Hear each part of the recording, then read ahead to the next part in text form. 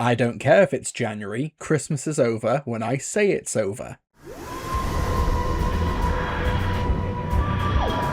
Hello ladies and gentlemen, my name is Mr. TARDIS, and a few reviews ago we covered a Halloween compilation from Big Finish of Doctor Who stories, and in December 2025 they also released another one, but revolving around Christmas. Christmas, It's a Wonderful War, and other stories. This gives us a quartet of stories: Unholy Night by Noga Fleischman, which is a Missy adventure starring Michelle Gomez; Legacy of Blood by Julian Richards, a 6th Doctor and Jago and Lightfoot adventure, starring Colin Baker as of course the 6th Doctor; Presence of Mind by Mark Wright, a Smith and Sullivan adventure starring Sadie Miller and Christopher Naylor; and It's a Wonderful War by Jonathan S. Powell, an 8th Doctor Time War story starring Paul McGann. Lots of adventures to talk about here, so let's dive straight into Unholy Night by Noga Fleischman. So Missy is doing escapades and adventures across the universe, of course, and she crash lands on the planet Jewel, and she comes across the town of Noel Falls, which appears to be in a perpetual state of Christmas. You've got the Mayor Evergreen,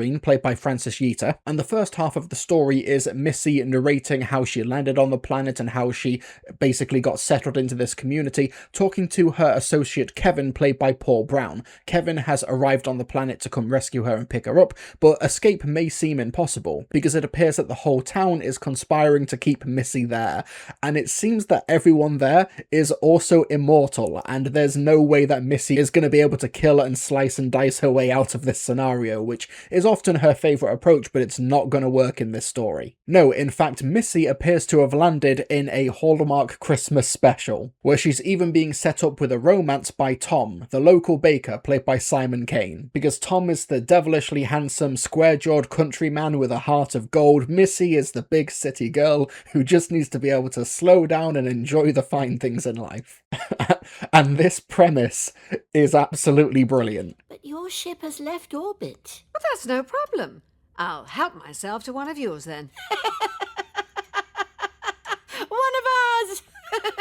No one here travels extraplanetarily. We are pretty rural. You have to leave sometime. Other than this town, the entire planet is frozen over. We have a shuttle for that. The next one should be here in a week. I see. Was that your play?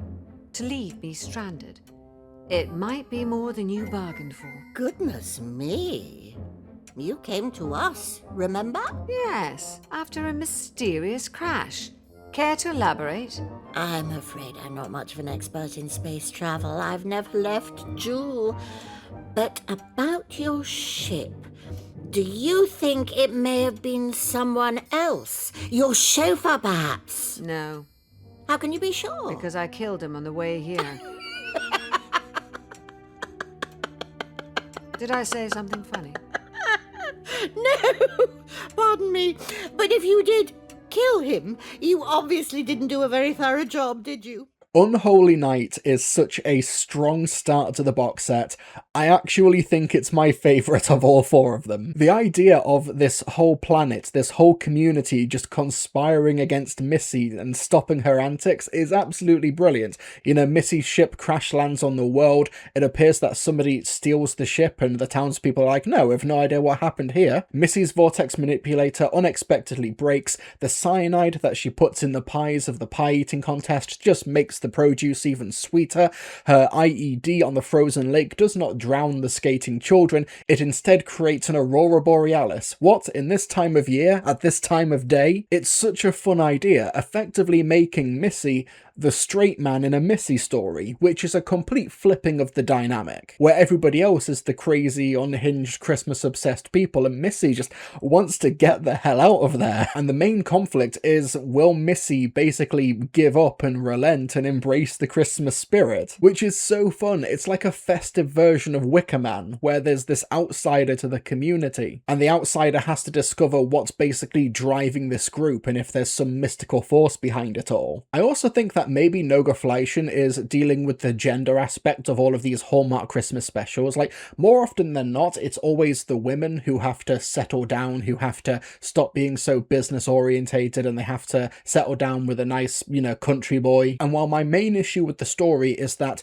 Missy stumbles across some incredibly convenient videotapes in the third act, which is a little bit contrived as far as I'm concerned, the overarching character journey for this version of the Master is really compelling with this context. Like, knowing that Missy is ultimately going to try and redeem herself at the end of the 12th Doctor's era in The Doctor Falls. If she is going to go through this redemption arc with the Doctor, it just kind of reinforces that she needs to do this on her own terms, and trying to force her to celebrate Christmas every day, trying to force her to get into the Christmas spirit, that's not going to cut it. This change that Missy is ultimately going to go through cannot happen against her will, and I think that Unholy Night really puts a pin in that idea. But yeah, Unholy Night, absolute riot, stand out of the box set. Terrific stuff, and Michelle Gomez is so enthusiastic and has so many lovely flourishes and idiosyncrasies in the performance.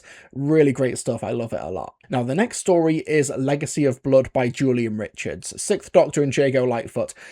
This is an interesting one. So it's 1962, and the story primarily revolves around Ellie Higson. Now, Ellie Higson is played by Lisa Bowerman, and she's a supporting character in the Jago and Lightfoot audio adventures from Big Finish, and I've not listened to any of these. Jago and Lightfoot, you may remember, they first starred in the 1970s in the Talons of Wen Chiang, and they've branched out into the expanded media. They had like 8 seasons from Big Finish. Actually, 2 sets. Let me take a look at this. Oh god, I massively undershot it. They had 14 seasons of audio adventures, blimey. But yeah, I've not listened to any of these. I have no idea what's going on in these, I'm sorry. So it's 1962, Jago and Lightfoot have since passed away, and Ellie Higson is older, but because something happened in their audio adventures that turned her into a vampire, she has an increased lifespan. She's investigating an ancient evil in Dunstan-upon-Thames and basically stumbles into the 6th Doctor, played by Colin Baker, and they join together to solve this mystery of an impending midnight ritual to try and bring back the Rite of Bertilac, who's the Green Knight in Arthurian legend.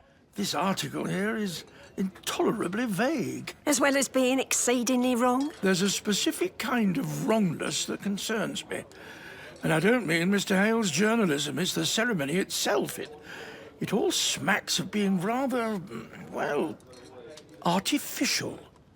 Well, take Bertilac, for instance. Some sort of green man figure, ain't he? The Green Knight of Arthurian myth, yes.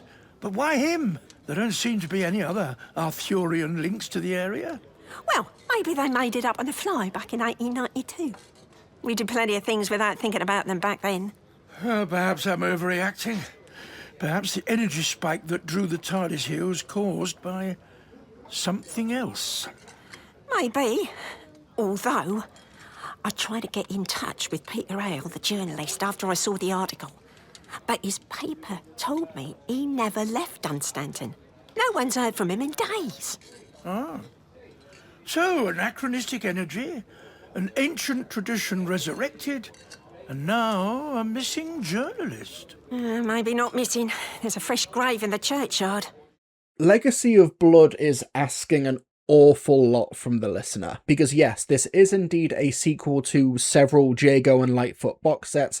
It also acts as a prequel to several of the box sets as well, but not only that, it's also serving as a sequel to several Gallifrey box sets, because Leela joins in as well. I don't think that's too much of a spoiler, because on the cover, Louise Jameson is advertised as a cast member. She's nearly got top billing here. I won't spoil all the returning elements and everything from Legacy of Blood, but yeah, this is also a Leela story as well. And there's a lot of backstory, there's a lot of context from several Gallifrey box sets as well that I was not remotely privy to before listening to this story.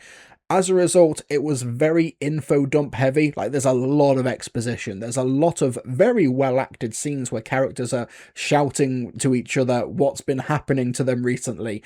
And while I found it, compelling as drama, it was very difficult to understand and follow the plot, to the extent where the main A-plot of the returning evil and the Green Knight and everything, that was pretty difficult to follow. And when you have all of these big moments towards the end where these characters are trying to find redemption, or they're trying to, atone for things, that I have no idea what's going on. I have to stress, That is my issue, because I have not listened to 14 seasons of Jago and Lightfoot, and I've not listened to all the prerequisite with the Gallifrey box sets as well. And I also think that Julian Richards as a writer is the type of writer you bring on board when you want to do these deep cuts. But Legacy of Blood, I can't in good conscience recommend this, even though it's very well acted, very well performed, and clearly very sincere. And I think there is something to be said for having a Christmas special on this box set that is about recollection, that is about celebrating the legacy and the lives of people close to you. In this case, Jago and Lightfoot within the story, but also metatextually, Christopher Benjamin and Trevor Baxter, who passed away in 2025 and 2017 respectively. The idea that even though these people are no longer with us, we can carry their legacy forward and we can still remember and honour them, and I think Christmas time is a really lovely time to do that. I really think that's admirable metatextually. It's just hard to recommend as a story, even though, like I said, it's very well acted. Louise Jameson's terrific, Colin Baker's terrific, so is Lisa Bowerman.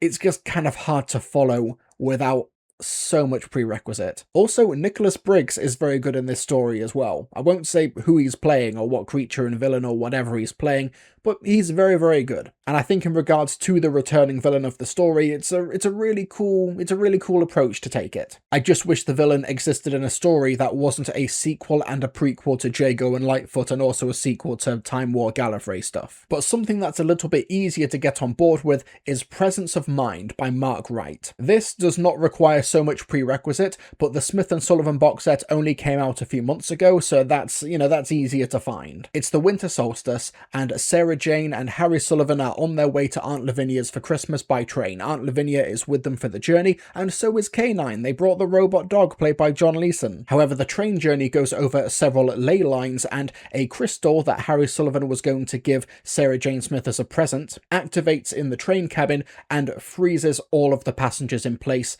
except for those four. So it's up to Sarah Jane, Harry Sullivan, Aunt Lavinia, and K9 to figure out what's going on and how to unfreeze the train. Oh, Harry, I nearly jumped out of my skin. I'm glad to see you too. Oh, you're okay. A bit battered and bruised, but otherwise A1. In better shape than these two in here, then. Just like the people in the buffet car. A chap back there took a tumble and just didn't land. Balanced in midair. It's like he's... Stuck? Exactly. What did I tell you? Everyone's stuck. Except us. I say. It's rather like the sleeping humans on the Ark, eh, Sarah? Well, I suppose so. Vital signs completely absent. They've just stopped. People don't just stop. Oh, how do you explain it then? Oh, well, as it happens, I can't. It's getting worse out there. All right, K9, what have you found out? The train's forward velocity was halted by an energy signature displaying characteristics of geopathic radiation. The energy signature has anchored this vehicle in place.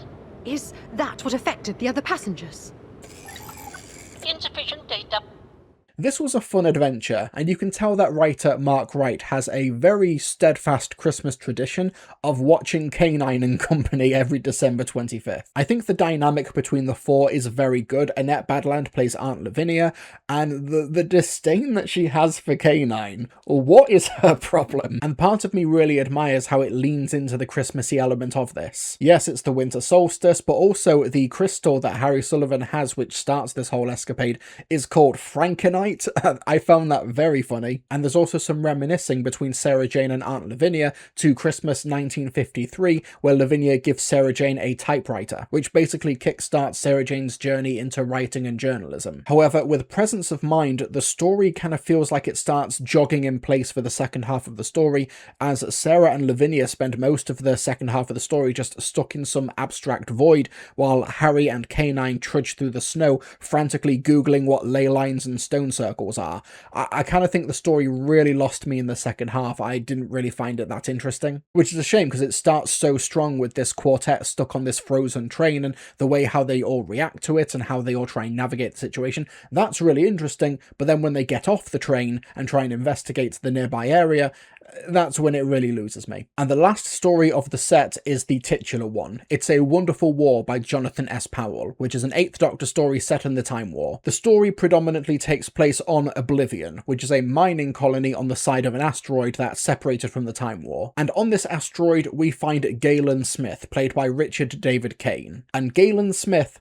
is George Bailey from It's a Wonderful Life, even to the extent where he dreams of heading to the stars and lassoing them down for the love of his life, Sharla, played by Cassie Bradley, who's basically Mary Bailey from the film. Heck, It's a Wonderful War literally starts, it opens with the Time Lords spying on Galen like the angels from It's a Wonderful Life. Galen is essentially trying to keep the Minax Corporation away from the community of Oblivion, all the while he's receiving radio transmissions from the Dalek force that's trying to penetrate this bubble that's protecting Oblivion. All the while, the 8th Doctor, played by Paul McGann, is essentially Galen's guardian angel. An angel who's trying very hard to earn his wings this Christmas. These things, they came here for the ore? Will come here, I mean. We required material. Minax possessed it in abundance. Enough to build a whole new race of Daleks, bred for stealth, resilience. For war! What war? The Time War. A battle raging across reality between my people and the Daleks. Hold on, slow down. You're saying you're an alien? Oh, so angel he accepts, but alien's too far. You know, that's really quite offensive. Silence! These Daleks, they come and take our town from us? Sorry, it's a lot to take in. What about the people? Everyone on Oblivion, what happens to them? The workforce was superfluous. Dalek technology was utilized to extract the necessary ore. You can't mine with machines. You'd lose half the intake. This was deemed acceptable. We required material. Then what happened to the miners? We required material. For your casings, yes, but what about the people? We required material. Where did they... Oh. Full disclosure, It's a Wonderful Life is one of my favourite films. I consider it essential Christmas viewing, and I think that it does a really great job of keeping the fundamental idea, the fundamental conceit of It's a Wonderful Life being, what if this ordinary person was never born? And there's a really fun and sweet time travel twist to that in this story. And the idea of the 8th Doctor being the guardian angel who's able to intercept him at different times of his life and not really age or change, and Galen's none the wiser, that's a really cool idea. I'm kind of amazed that Doctor Who, the TV show, has never done it itself in a Christmas special. Kind of like how the 11th Doctor literally Christmas carols Kazran Sardik in the Series 5 Christmas special.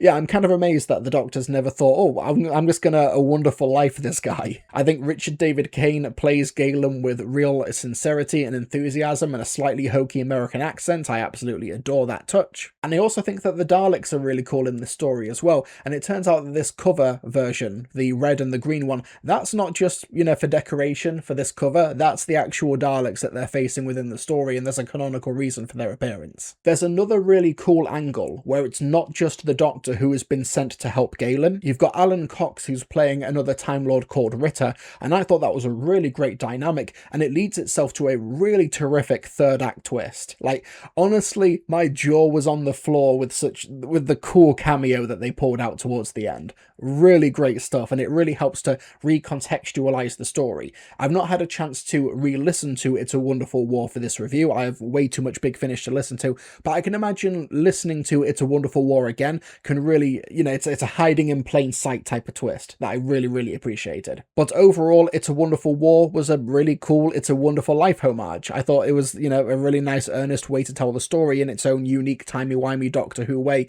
and the box set overall, I think it was pretty strong. I think if I were to recommend either the Halloween one or the Christmas one, I'd probably recommend the Halloween one, but Unholy Night was the standout of this set in my opinion. It's just so fun and festive and really enjoyable and a little bit twisted in a Michelle Gomez as Missy type of way. Legacy of Blood probably works really well for lifelong Jago and Lightfoot and also Gallifrey Time War fans, but for the uninitiated it's a really hard sell. Presence of Mind is a fun, festive frolic, and and It's a Wonderful War, a really great Time War story with some killer third act twists. But yeah, It's a Wonderful War, solid box set. I did really enjoy it overall, and yeah, it got me feeling all festive even though it's bloody January. But thank you so much for listening to my review of Christmas, It's a Wonderful War and Other Stories. What did you folks think of the box set? If you managed to listen to it this Christmas, let me know down in the comment section below. Hit the like button while you're down there, and folks, I'll see you all next time.